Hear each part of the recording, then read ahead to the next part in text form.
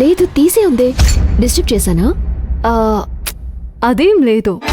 ఏంటసలు phone చేయటమే మానేశావు, కలవటము మానేశావు?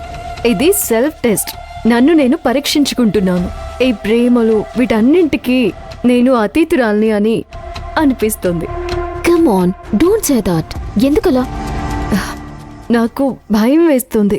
ఎక్కడ ప్రేమలో పడి పెళ్లి అనే కాన్సెప్ట్ వైపు వెళ్ళిపోతానేమో అని. నాకు నచ్చని సిస్టమ్ ఏదైనా ఉంది అంటే అది పెళ్ళే. కరెక్టే, కానీ మనసుకి నచ్చినవాడు దొరికితే ప్రేమించటం, పెళ్లి చేసుకోవటం తప్పేం కాదు కదా. మనసుకి నచ్చడం అనేది మొత్తం ఒక ట్రాష్. అదొక బుల్షిట్. పెళ్లిలో దిగడం అంటే బురదలో దిగడం అంతే. ఆదికి నీ మీద కోపం వచ్చింది. నా మీద కోపమా? ఎందుకు? నువ్వేం చేస్తున్నావో నీకు తెలీదా? ఫోన్లు ఎత్తడం లేదు, ఆన్సర్ చేయడం లేదు, కనీసం అతని మెసేజ్లకి రిప్లై కూడా ఇవ్వటం లేదు. అవును, నేనే ఇగ్నోర్ చేస్తున్నాను. చెప్పాను కదా, నా సెల్ఫ్ స్టామినా ఏంటో నేను తెలుసుకోవాలనే ఈ ప్రయత్నం. దీని వలన ఎవరికి లాభం? ఎవరో లాభం కోసం నేనెందుకు ఆలోచించాలి? ఇది నా సొంత సంతోషం కోసం.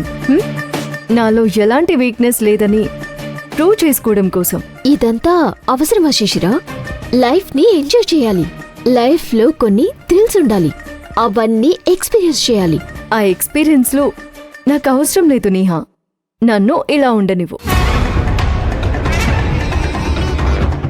కానీ నువ్వు ఫీల్ అయ్యే సంతోషం, ఆనందం ఒక్కదానివే ఎక్కువ రోజులు అనుభవించలేవు కదా. తనైతే చాలా హర్ట్ అయ్యాడు. మళ్ళీ నువ్వు ఎప్పుడైనా హెల్ప్ అడిగినా మనం అతన్ని అడగలేము. పిన్ని,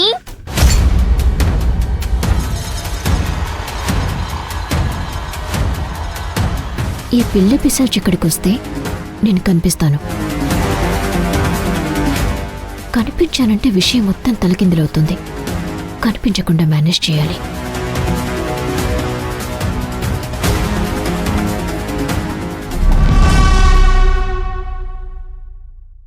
ఏంటి భవానీ? ఏం లేదు, ఎవరో పిలిచినట్టు అనిపిస్తే వచ్చాను. లేదే, పిలవలేదే.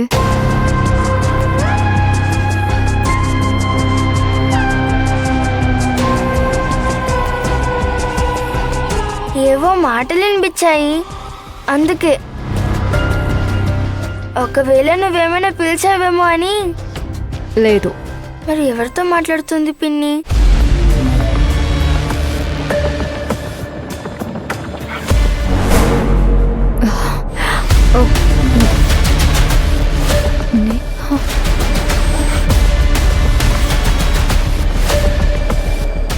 పిన్ని, ఏమైంది? ఏం లేదు. ఇప్పుడు నీకేంటి? ఏం లేదులే పిన్ని, నేను వెళ్ళొస్తాను.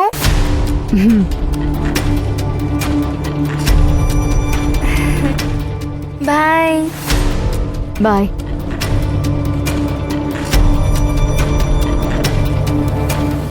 ఈ నిహారిక ఏమైపోయింది?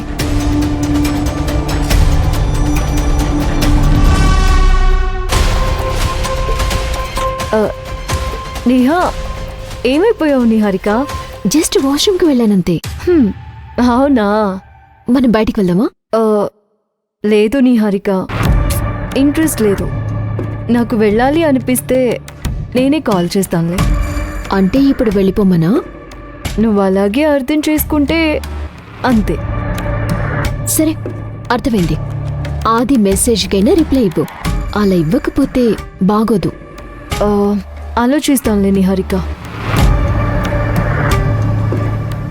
సరే, బాయ్. బాయ్.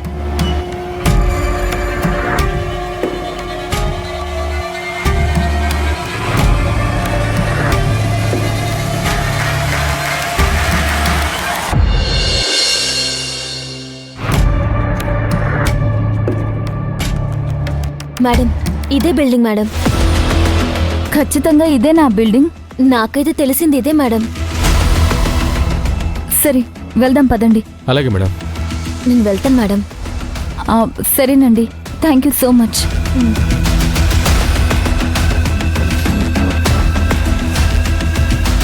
పదండి. పదండి మేడం.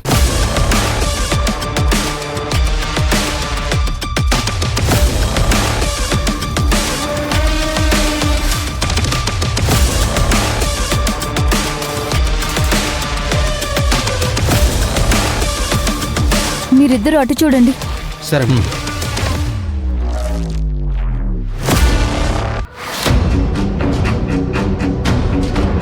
హలో, ఎవరైనా ఉన్నారా? ఎవరు లేరు మేడం. ఏమయ్యాడు? ఇక్కడెవరు ఉన్నట్టే అనిపించడం లేదే. మరి ఈ ప్లేస్ అని ఎందుకు చెప్పింది? షిఫ్ట్ చేశారేమో మేడం. ఆ రజనీకాంత్ చాలా తెలివైనవాడు. ఒక్కచోటే దాచుంచితే అనుమానం వస్తుందని ఆ అబ్బాయిని షిఫ్ట్ చేస్తుంటాడు. పాపం ఆ రజనీకాంత్ తన స్వార్థం కోసం ఈ అబ్బాయిని సఫర్ చేస్తున్నాడు. అతన్ని ఊరికే వదిలిపెట్టకూడదు. అవును మేడం, దాదాపు వారం నుంచి వాళ్ళ ఫాదర్ సఫర్ అవుతున్నాడు. ఇండియాకి ఏ క్షణంలో అయినా రావచ్చు.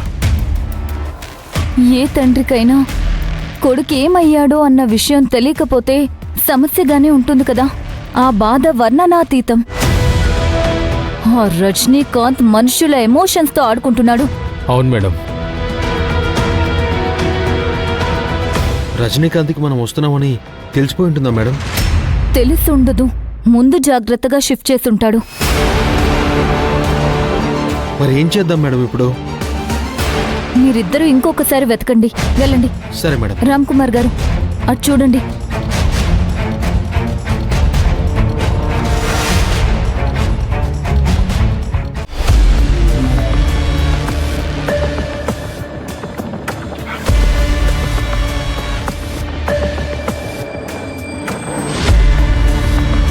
భైరవి, భైరవి, రా భైరవి. హాయ్ భవానీ. హాయ్ అక్క. ఏంటి, ఏమైనా సమస్య ఉందా? నీకెలా తెలిసింది? నీకు ప్రాబ్లమ్స్ ఉన్నప్పుడు తప్ప నేను గుర్తుకు రాను కదా. వేరే ఎప్పుడైనా నన్ను పిలిచావా? అవును కదా, కానీ ఏం చేయను. నాకేం చేయాలో తెలియనప్పుడు నువ్వే గుర్తొస్తావు.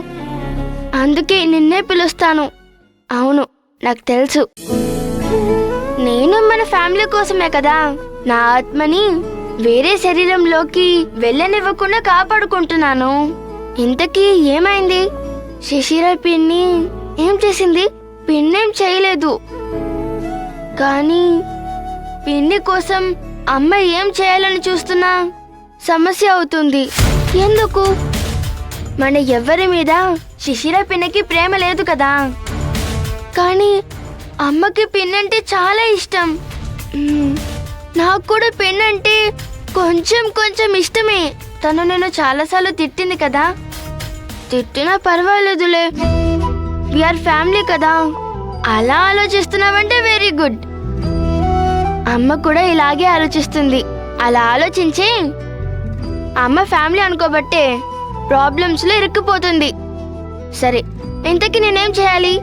శిశిర పిన్ని వలన మన ఫ్యామిలీకి కానీ అమ్మకి కానీ ఏమైనా సమస్యలు వచ్చే అవకాశం ఉందా? ఏమైనా ప్రాబ్లం అవుతుందా? నీకు పిన్ని మీద డౌట్ ఉందా? పిన్ని మీద డౌట్ కాదు, పిన్ని ఏదో చేస్తుందని కాదు. అప్పుడు గురూజీ కూడా మీకు ఏవో సమస్యలు వస్తాయి, రాబోయే రోజులు బాలేవు, మీ మీద నిందలు పడతాయని చెప్పారు. అమ్మ మీద నింద పడింది కదా, ఆ పెళ్లి కొడుకు కనిపించలేదని. అవును, పాపం పిన్నికి పెళ్లి చేయాలని ప్రయత్నిస్తే అమ్మకి ఇలా చెడు జరుగుతుంది. అందుకే నాకు భయం వేసి పిన్ని వల్ల అమ్మకి ఏమైనా సమస్య వస్తుందేమో అని తెలుసుకుందామని పిలిచాను. సరే, నేను చెప్తాను.